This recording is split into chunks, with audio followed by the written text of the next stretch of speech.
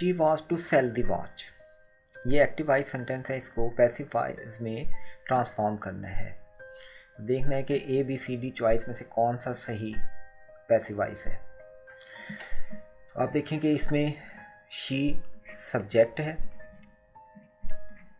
फिर उसके बाद वाज आ रहा है, उसके बाद टू है, फिर वर्ब की फर्स्ट फॉर्म है, फिर ऑब्जेक्ट है द वॉच।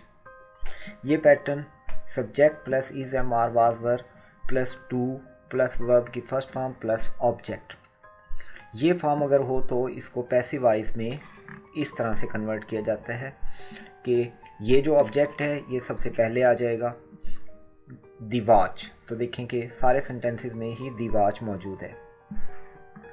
फिर इज एम आर जो भी आएगा तो इसमें वाज आएगा, तो उसके बाद इन तीन चॉइसेस में तो पहला ऑप्शन तो इसमें वैसे ही गलत हो गया। लेकिन बी और सी में वाज आ रहा है जबकि डी में हैड है, इसलिए ये भी गलत हो गया।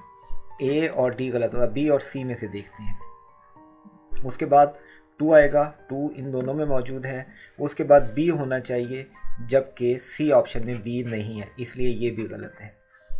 बी ऑप्शन के अंदर बी मौजूद है और फिर उसके बाद वर्ब की third form sold by her. Her जो है वो शी का शी, यानी कि ये जो सब्जेक्ट था ये ऑब्जेक्ट बनकर आया है। शी है सब्जेक्टिव फॉर्म और यहाँ पर ऑब्जेक्टिव फॉर्म लगनी है तो वो हर हो जाएगी। अब आप देखेंगे ये इस पैटर्न के मुताबिक बिल्कुल ट्रू है, तो इस क्वेश्चन का करेक्ट आंसर है ऑप्शन बी।